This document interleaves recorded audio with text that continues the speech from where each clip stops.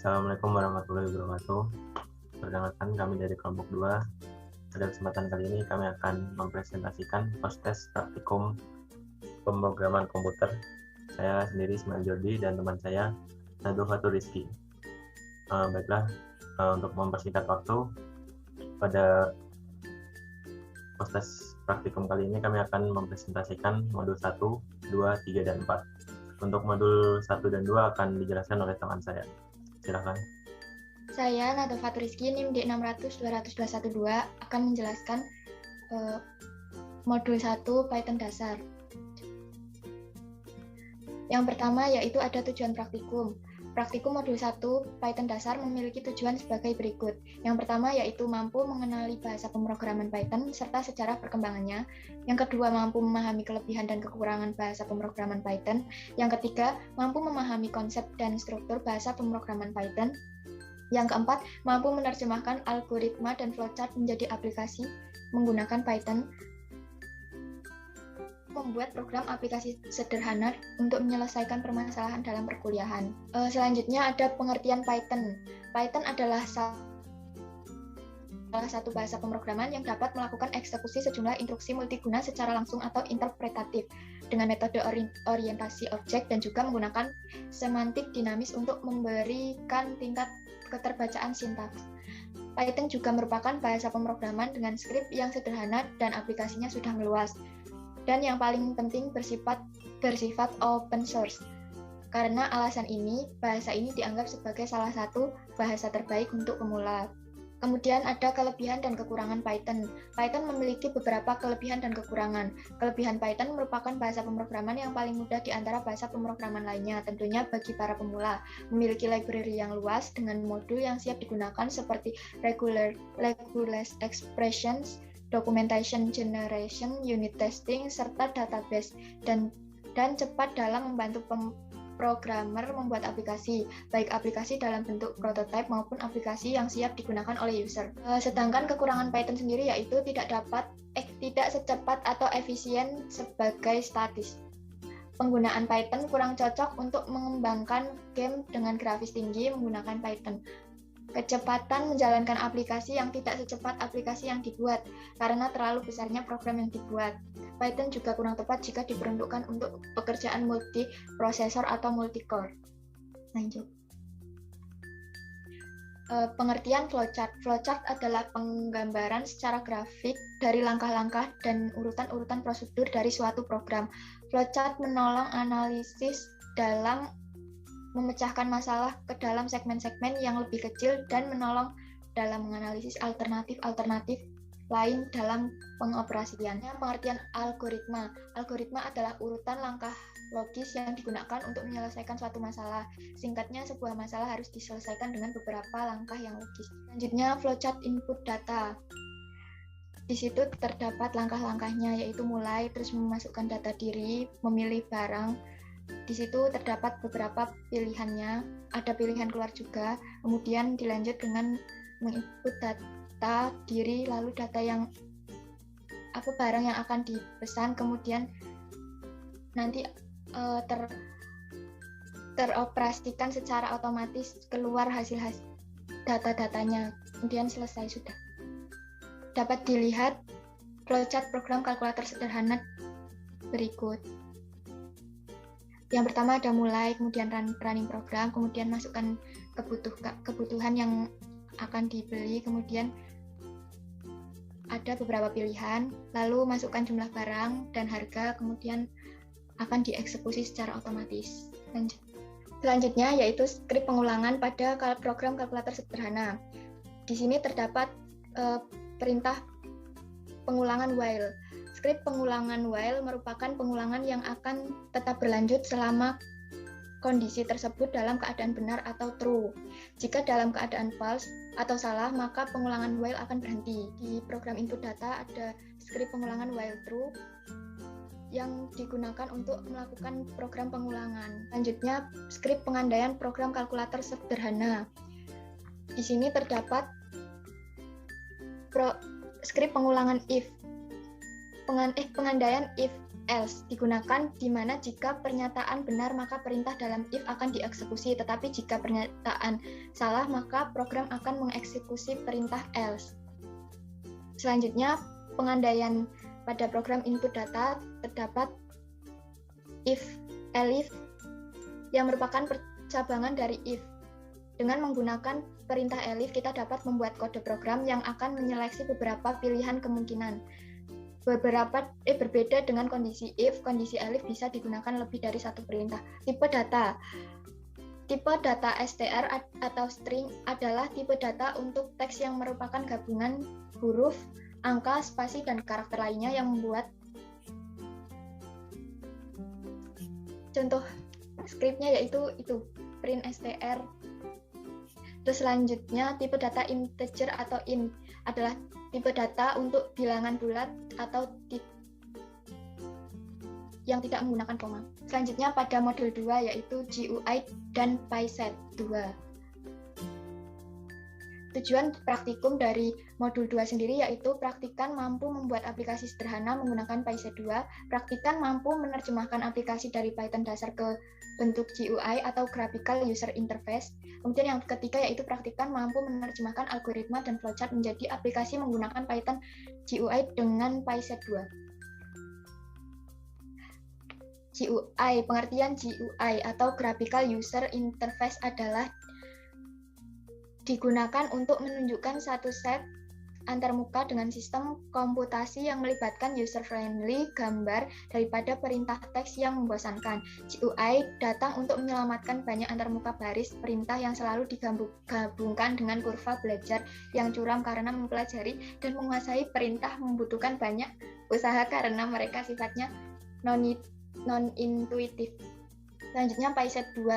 PySet adalah pengikat Python dari toolkit GUI lintas platform Qt dan berjalan di semua platform yang didukung oleh Qt termasuk Windows, Linux, dan Mac OS.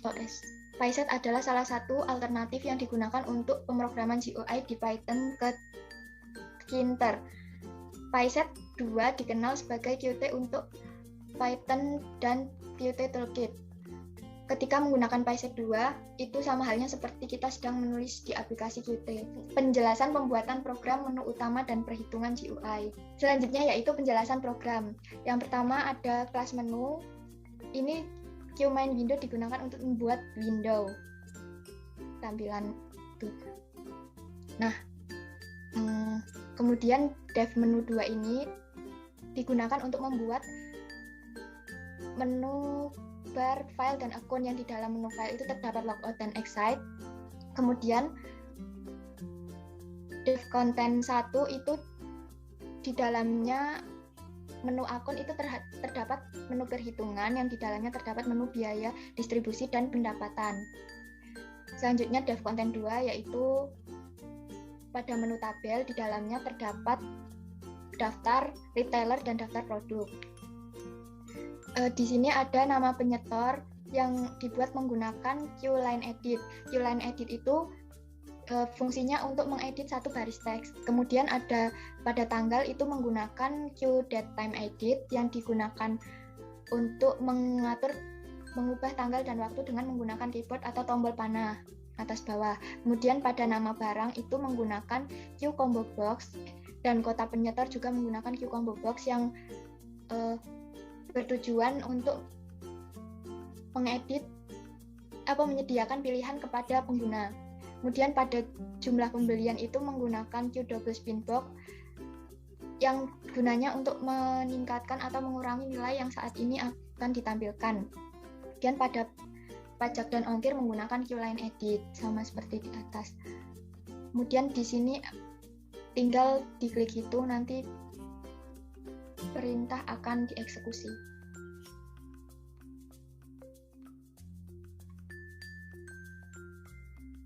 Ini akan muncul hasilnya setelah diklik hitung. Sudah. Oh, ini tombol hapus untuk menghapus data yang tadi dihitung. Jadi nanti akan kosong lagi. Klik. Kalau kembali itu digunakan untuk kembali ke menu home. Selanjutnya pada modul Selanjutnya pada modul 3 dan 4 akan dilanjutkan oleh teman saya. Nah, baiklah, di sini saya akan melanjutkan presentasi untuk modul 3. Nah, untuk tujuan praktikum, yang pertama, mampu memahami sintaks-sintaks yang digunakan pada HTML dan CSS. Yang kedua, mampu memahami penggunaan Django. Yang ketiga, mampu membuat tampilan web statis sederhana menggunakan HTML dan CSS melalui Django. Project dan aplikasi. Pada modul kali ini digunakan pembuatan website e-commerce toko summero elektronik menggunakan web statis. Pembuatan web ini bertujuan untuk mempermudah transaksi antara penjual dan pembeli, memperluas jangkauan penjualan, serta sebagai layanan promosi. Pada bagian awal website terdapat menu Home dan Explore Us yang berisi deskripsi singkat toko. Kemudian terdapat halaman daftar barang dan daftar harga yang berisi katalog barang yang dijual beserta harganya. Pada halaman terakhir terdapat halaman Contact Us yang digunakan untuk menghubungi penjual untuk memberikan kritik dan saran untuk perkembangan toko. Untuk selanjutnya penjelasan script HTML dan CSS. Untuk pembuatan template home yang pertama yaitu kita menuju folder industri yang paling luar, klik kanan dan kita membuat folder templates. Setelah itu pada folder templates klik kanan dan kita new file. Setelah itu kita simpan dan kita beri nama home.html. Terdapat header yang berisi judul dan logo serta perintah untuk menghubungkan dengan file CSS. Yang selanjutnya terdapat menu body yang terdapat div class menu yang berisi home, menu about, menu daftar barang, daftar harga, dan kontak us. Selanjutnya terdapat menu Explore Us yang berisi deskripsi singkat toko, dan yang terakhir terdapat div class untuk footer yang berisi alamat toko. Selanjutnya pada menu CSS untuk template-nya pada folder industri diklik kanan dan kita new file untuk membuat folder static. Pada folder static klik kanan dan kita klik new file dan kita bikin file tampilan.css dan akan menampilkan script seperti ini. Ini adalah penjelasan script CSS. Pada script CSS terdapat body yang digunakan untuk memerindah script body pada HTML dengan tampilan seperti ini. Pada background-nya sedikit terdapat gradasi. Selanjutnya pada menu UL yang digunakan untuk memperindah pada bagian div class menu. Pada UL digunakan untuk memberi warna background gray pada menu home, about, dan contact us. Selanjutnya pada menu UL terdapat display inline block. Selanjutnya pada menu UL LIA terdapat color white display pada blok, yaitu untuk nama pada setiap home, about, dan contact us. Selanjutnya pada modul 4 yaitu database. Tujuan praktikum yang pertama mengenal dan mengetahui cara kerja website dinamis. Yang kedua mampu membuat database dan tabel pada MySQL. Yang ketiga mampu memanipulasi data di dalam tabel. Database atau biasa disebut basis data merupakan kumpulan data yang saling berhubungan. Data tersebut biasanya terdapat dalam tabel-tabel yang saling berhubungan satu sama lain dengan menggunakan kolom pada setiap tabel yang ada. Database adalah kumpulan informasi yang disimpan di dalam komputer secara sistematik sehingga dapat diperiksa menggunakan suatu program komputer untuk memperoleh informasi dari basis data tersebut. Database bisa dikatakan sebagai representasi kumpulan fakta yang saling berhubungan, disimpan secara bersama sedemikian rupa dan tanpa pengulangan yang tidak perlu untuk memenuhi berbagai kebutuhan. Database adalah susunan rekor data operasional lengkap dari suatu organisasi atau perusahaan yang diorganisir dan disimpan secara terintegritas dengan menggunakan metode tertentu dalam komputer sehingga mampu memenuhi informasi yang optimal yang dibutuhkan oleh para pengguna. Basis data terdiri dari dua kata, yaitu basis dan data. Basis kurang lebih dapat diartikan sebagai markas atau gudang, tempat bersarang atau berkumpul. Sedangkan data adalah representasi fakta dunia nyata yang mewakili suatu objek seperti manusia, pegawai, siswa, pembeli, pelanggan, barang, hewan, peristiwa, konsep, keadaan, dan sebagainya, yang diwujudkan dalam bentuk angka, huruf, simbol, teks, gambar, bunyi, atau kombinasinya. Pengelolaan basis data yang buruk dapat mengakibatkan ketersediaan data penting yang digunakan untuk menghasilkan informasi yang diperlukan dalam pengambilan keputusan. Adapun fungsi database ialah yang pertama mempermudah pengelolaan data, yang kedua mencegah data ganda, yang ketiga mempermudah pengelolaan data perusahaan, yang keempat menjaga kualitas data, yang kelima meningkatkan kinerja aplikasi, yang keenam menjaga kerahasiaan data, yang ketujuh mempermudah berbagai data. Proses CRUD. Yang pertama yaitu create. Perintah ini digunakan untuk membuat, termasuk diantaranya membuat database baru, tabel baru, view baru, dan kolom. Yang kedua write. Perintah ini digunakan untuk mengambil data atau menampilkan data dari satu tabel atau beberapa tabel dalam relasi. Yang ketiga ada update. Perintah ini digunakan untuk memperbarui data lama yang menjadi data terkini.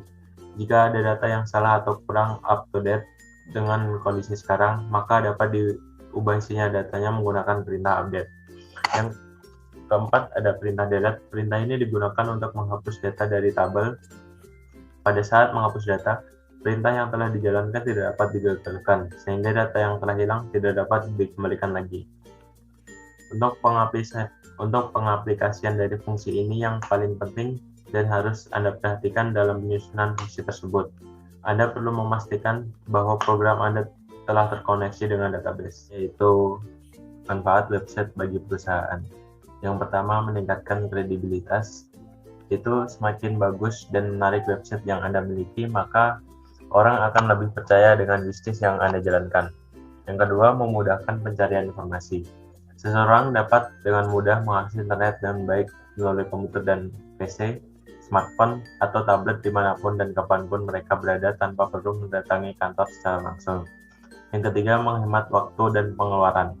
Dengan menggunakan website, pelaku bisnis dapat memasukkan berbagai macam informasi yang biasanya diperlukan pelanggan mengenai produk atau jasa yang perusahaan Anda miliki. Yang keempat, memperluas jaringan. Bisnis tidak hanya dapat dilihat oleh jaringan nasional saja. Kawasan internasional pun bisa menjangkau bisnis Anda hanya dengan melihat profil perusahaan melalui website yang Anda miliki. Baik,